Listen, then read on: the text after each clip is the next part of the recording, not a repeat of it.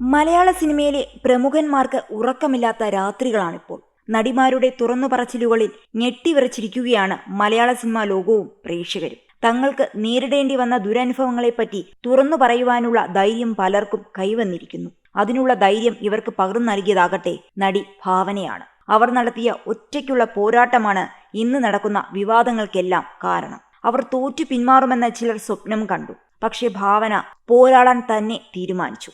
വരും തലമുറകൾ ഭാവനയെ നന്ദിയോടെ സ്മരിക്കും. ഇത് പറയുന്നത് എഴുത്തുകാരൻ സന്ദീപ് ദാസാണ്.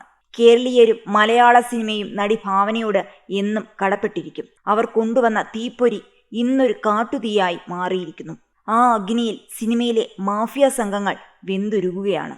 തങ്ങൾ അനുഭവിച്ച ദുരനുഭവങ്ങളെക്കുറിച്ച് തുറന്നു പറയാൻ 2 നടിമാർ തയ്യാറായതോടെ അമ്മയുടെ മേധാവിയായിരുന്ന സിദ്ദിഖിനും ചലച്ചിത്ര അക്കാദമിയുടെ അധ്യക്ഷനായിരുന്ന രഞ്ജിത്തിനും കസേര പോയി. ഇനിയുമുണ്ട് ഒരുപാട് തലകൾ. പല പകൽമാന്യന്മാരുടെ മുഖംമൂടി അഴിഞ്ഞു വീഴും. ഒളിച്ചിരിക്കുന്ന ക്രിമിനലുകൾക്ക് കമ്പി എണ്ണേണ്ടി വരും. മൺമറഞ്ഞു പോയ പീഡകന്മാർക്ക് കുഴിമാടത്തിൽ പോലും സ്വസ്ഥത ലഭിക്കില്ല. ഇത് ഭാവന തുടങ്ങിവെച്ച വിപ്ലവമാണ്. അവർ കാണിച്ചു കൊടുത്ത വഴിയിലൂടെയാണ് മറ്റുള്ള സ്ത്രീകൾ.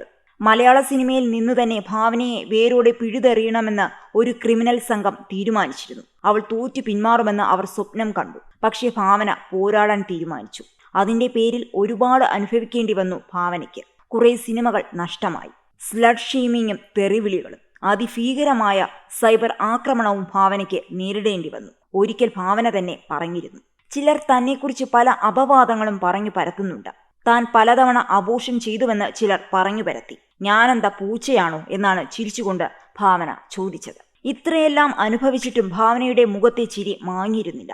ഒടുവിൽ ആ പെൺകുട്ടി വിജയിച്ചു. അവളെ ഉപദ്രവിച്ചവർ അതിദയനീയമായി പരാജയപ്പെട്ടു. ഒരു കാലത്ത് മലയാള സിനിമയിലെ മുൻനിര നായികമാർക്ക് പോലും ദുരിതങ്ങൾ അനുഭവിക്കേണ്ടി വന്നിരുന്നു. ഇന്നത് മാറിയിരിക്കുന്നു. ജൂനിയർ ആർട്ടിസ്റ്റുകൾക്ക് പോലും ബഹുമാനം ലഭിക്കുന്നുണ്ടിപ്പോൾ. അവരുടെ വേദനകളെ കേൾക്കാനും സമൂഹമെന്നുണ്ട്. ഗുരുവായൂർ അമ്പലനടയിൽ എന്ന സിനിമയിൽ 1000-ലധികം ജൂനിയർ ആർട്ടിസ്റ്റുകൾ പ്രവർത്തിച്ചിരുന്നു. അവർക്കെല്ലാം മികച്ച ടോയ്ലറ്റ് സൗകര്യവും ലഭിച്ചിരുന്നു. 10 വർഷങ്ങൾക്ക് മുൻപ് അങ്ങനെയൊരു കാര്യം ചിന്തിക്കാൻ കഴിയുമായിരുന്നില്ല. അതാണിന്ന് മലയാള സിനിമയിലെ ഭാവന ഇഫക്റ്റ്. വരും തലമുറകൾ നടിയെ നന്ദിയോടെ സ്മരിക്കും.